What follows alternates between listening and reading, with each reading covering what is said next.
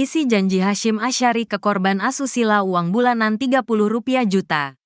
Dewan Kehormatan Penyelenggara Pemilu, DKPP, membacakan surat pernyataan Ketua KPU Hasyim Asyari yang berisi janji kepada Chat, korban asusila. Surat pernyataan itu dibuat karena Hasyim tidak bisa memenuhi janjinya kepada Chat untuk menikahi korban. Adapun janji itu pernah disampaikan Hasyim saat merayu dan maksa korban untuk melakukan hubungan pada tanggal 3 Oktober tahun 2023 di Belanda. Sehingga pengadu, Chat, meminta teradu, Hasyim, untuk membuat surat pernyataan tertulis di atas meterai. Pada tanggal 2 Januari tahun 2024, teradu memenuhi permintaan pengadu untuk membuat surat pernyataan yang ditulis tangan dan ditandatangani di atas meterai, kata anggota DKPP Muhammad Tio saat sidang putusan pelanggaran kode etik Hasyim Asyari, Rabu, tanggal 3 Juli tahun 2024. Dikutip dari kompas.com, berikut isi perjanjian. 1. Teradu akan mengurus balik nama apartemen atas nama pengadu. 2. Membiayai keperluan pengadu di Jakarta dan Belanda sebanyak Rp30 juta per bulan. 3. Perlindungan dan menjaga nama baik pengadu seumur hidup.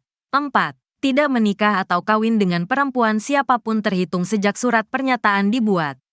5. Menelepon atau berkabar kepada pengadu minimal 1 kali dalam sehari selama seumur hidup. Selain 5 poin tersebut, lanjut Tio, korban meminta Hasyim menambahkan klausul yang mengatur konsekuensi apabila janji-janji itu tak ditepati.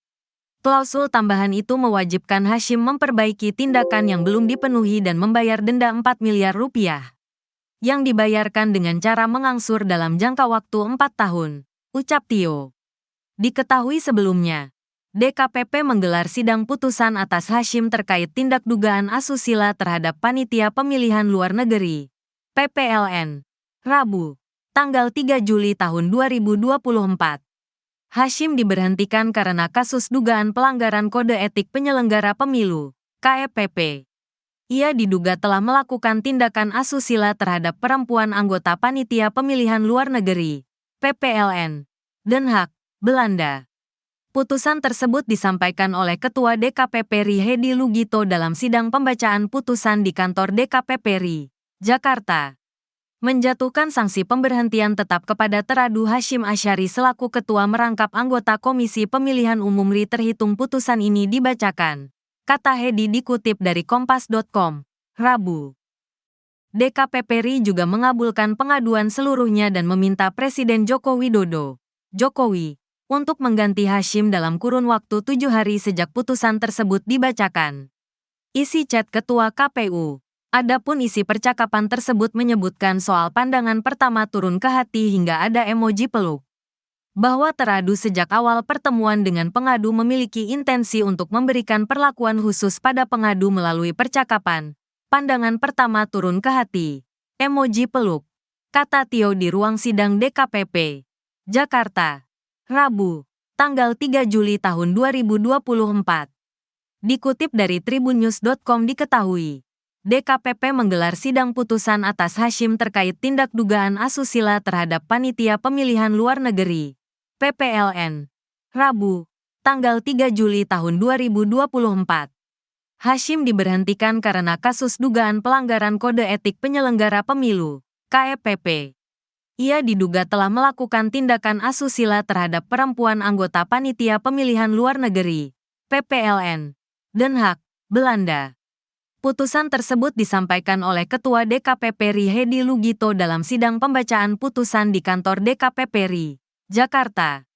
Menjatuhkan sanksi pemberhentian tetap kepada teradu Hasyim Asyari selaku Ketua merangkap anggota Komisi Pemilihan Umum RI terhitung putusan ini dibacakan, kata Hedi dikutip dari kompas.com, Rabu. DKPP RI juga mengabulkan pengaduan seluruhnya dan meminta Presiden Joko Widodo, Jokowi, untuk mengganti Hasyim dalam kurun waktu 7 hari sejak putusan tersebut dibacakan. Respon Ketua KPU usai dipecat. Melansir dari tribunnews.com, Rabu, tanggal 3 Juli tahun 2024. Hasyim Asyari merasa sudah dibebas tugaskan dari tugas berat sebagai Ketua KPU RI.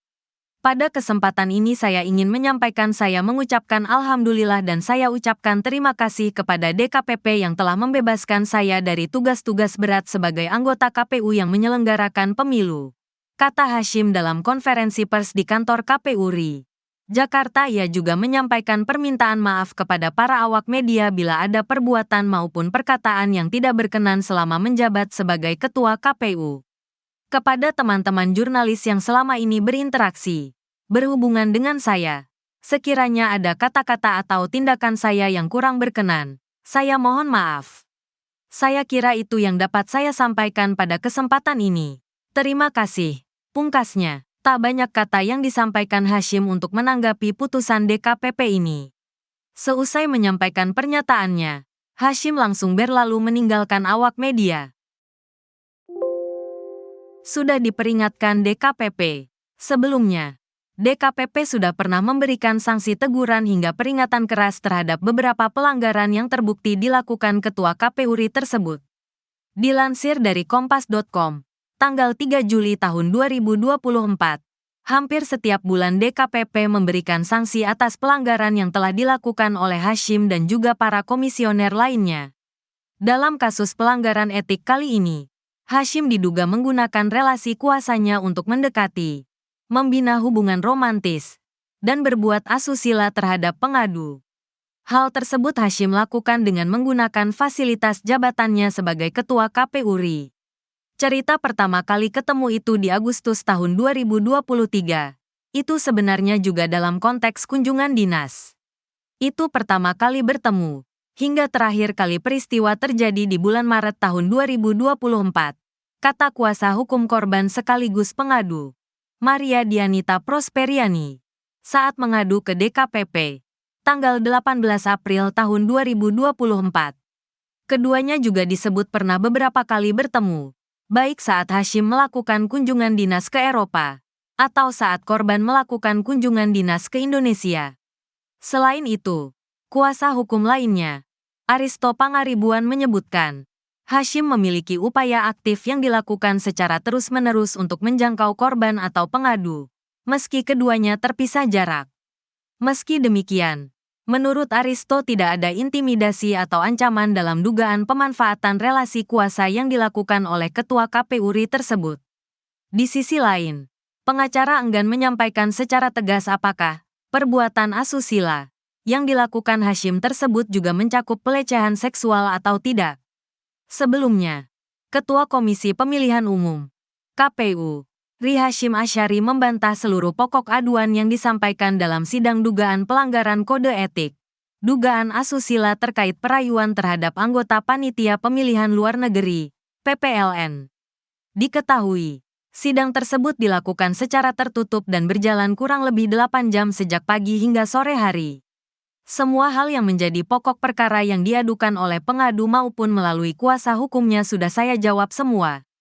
Dan kemudian pada intinya apa yang dituduhkan atau apa yang dijadikan dalil aduan kepada saya bantah semua, kata Hasyim di kantor DKPP Jalan Abdul Muisno 2-4, Kelurahan Petojo Selatan, Kecamatan Gambir, Kota Jakarta Pusat, Rabu, tanggal 22 Mei tahun 2024, saya nyatakan pokok-pokok perkara yang pernah disampaikan melalui media itu semuanya saya bantah di dalam persidangan.